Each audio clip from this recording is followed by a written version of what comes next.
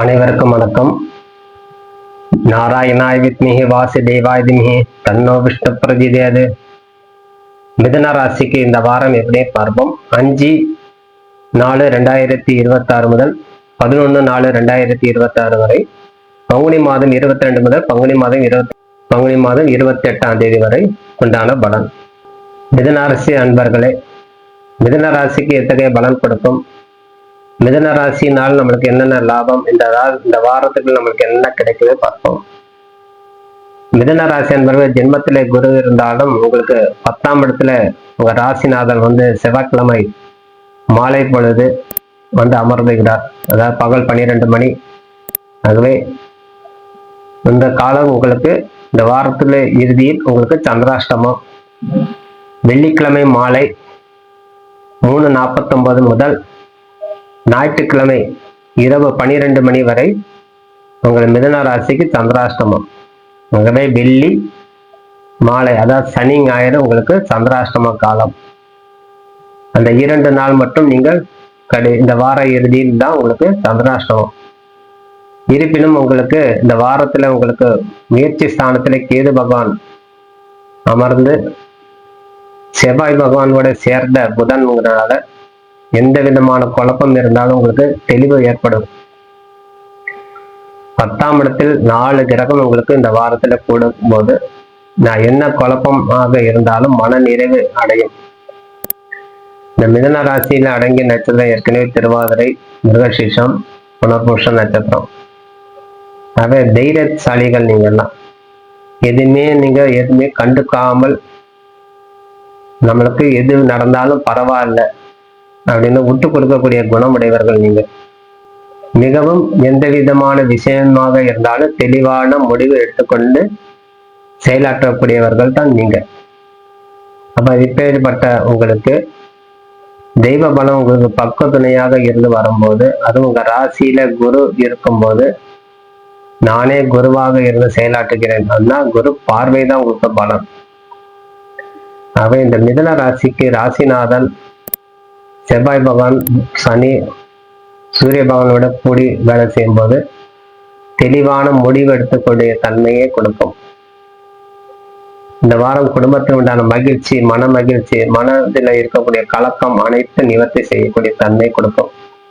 நான் ஏதாவது ஒண்ணு நினைச்சு கவலைப்பட்டுட்டே இருக்கிறேன், இந்த கவலையிலிருந்து எனக்கு விடுதலை கிடைக்குமானா நிச்சயமாக கிடைக்கக்கூடிய தன்மை. ராகுவோட சேர்ந்த புதன் இவ்வளவு காலம் உங்களுக்கு எந்த முடிவு எடுத்தாலும் உங்க 9ஆம் இடத்துல இருந்தா உங்க ராசினால குழப்பத்தையே கொடுத்துட்டு இருந்தார். இப்போ 10ஆம் இடம் செல்லும்போது தொழில் விருத்தி அடையும், நிறைய ப்ரமோஷன் கிடைக்கும், வெளியூர் வெளிநாடு சம்பந்தப்பட்ட வேலைகள் அமையக்கூடிய தன்மை கொடுக்கும்.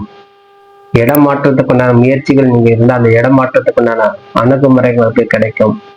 IPS IAS படித்த மேலதிகாரிகளுக்கு நல்ல ஒரு அனுசரிப்புக்கான தன்மை கொடுக்கும். நான் ஒரு போஸ்டிங் எதிர்பார்க்குறேன், அந்த டிபார்ட்மெண்ட்டில் நம்மளுக்கு கிடைக்கும், நம்ம ஒரு மேனேஜர் ஆகணும், ஒரு சூப்பர்வைசர் ஆகணும் அப்படின்னு நீண்ட காலமாக எதிர்பார்த்து கொண்டு இருக்கக்கூடியவர்களுக்கெல்லாம் இந்த வாரம் முதல் உங்களுக்கு நிறைவேறக்கூடிய தன்மை. அது முழு முயற்சியோட நாங்கள் ஏதாவது ஒரு தவறு இருந்தால் அதை சரி செய்து கொண்டு இந்த முழு முயற்சியோடு ஈடுபடும் போது உங்களுக்கு மிதுன ராசி மேலோக்கி செல்லக்கூடிய தன்மை கொடுக்கும், ப்ரமோஷன் கிடைக்கும். ஆகவே இந்த தாண்டி நான் ஒரு மெக்கானிக் வேலையை செய்யணும், ஒரு மெக்கானிக்காக இருக்கணும்னா அந்த மெக்கானிக் வேலையில உங்களுக்கு நல்ல ஒரு அனுசரிப்பு கிடைக்கும். புதிய புதிய கண்டுபிடிப்புக்கு உண்டான காலம் அப்படின்னு சொல்லலாம். இந்த மிதுன ராசிக்காரர்களுக்கு கூர்மையான புத்தி உடையவர்கள், அதுவும் சூரியன், செவ்வாய், சனி சேர்ந்து வேலை செய்யும் போது கூர்மையான புத்தி கொடுக்கும். புதிய கண்டுபிடிப்பு, இசைத்துறைகள் இருக்கவங்க, வயலின் வாசிக்கிறவங்களுக்கு, பிடால் வாசிக்கிறவங்களுக்கு மற்றும் ஓவியர்களுக்கு நல்ல ஒரு அனுசரிப்பு, நல்ல அருமையான டேலண்டால, நல்ல ஒரு புத்தி கூர்மையால புதிய கண்டுபிடிப்பெல்லாம் கண்டுபிடிச்சு உலகத்துக்கு ஒரு தேவையானது உருவாக்கக்கூடிய தன்மை. ஒரு விஞ்ஞானியாக இருக்கக்கூடியவர்கள் மிதுன ராசிகள் அன்பர்கள் அதிகமாகவே உள்ளனர்.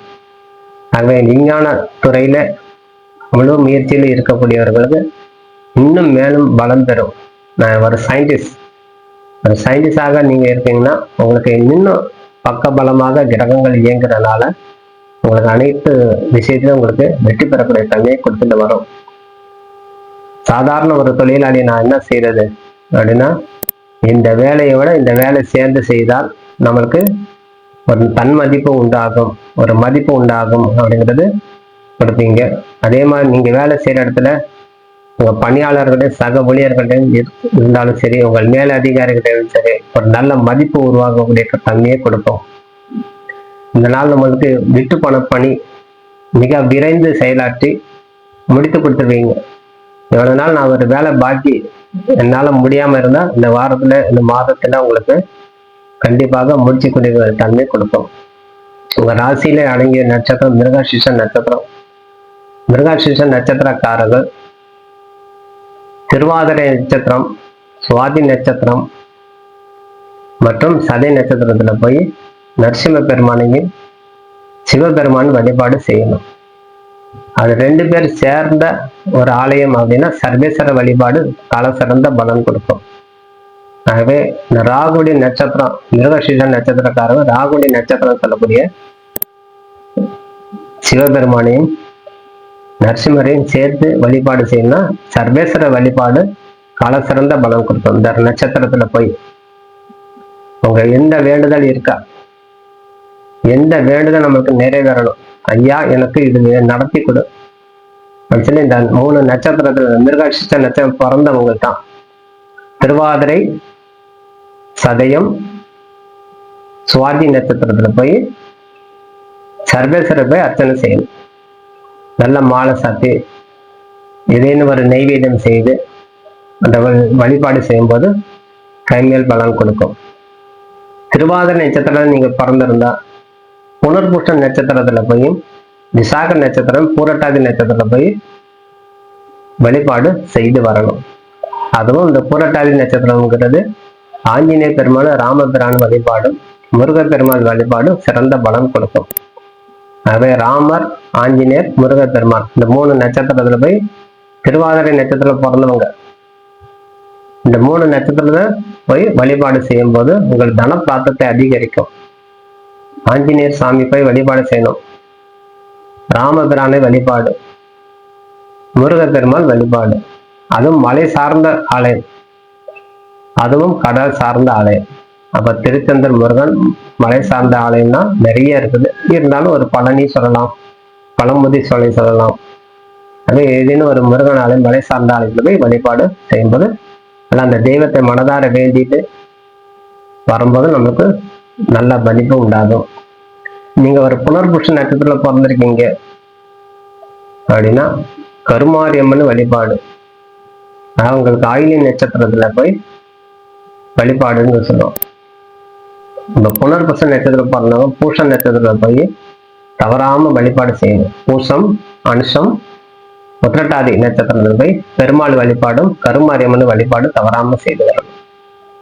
ஆகவே இந்த மாதிரி வழிபாடு நம்ம இந்த காலத்துல இந்த நட்சத்திரத்தின் பிரகாரம் தாரபலன் இந்த நட்சத்திரத்துல போய் சந்திரபலம் உள்ள நட்சத்திரத்துல போய் நம்ம வழிபாடு செய்து வரும்போது நல்ல பலன் கொடுக்கும்.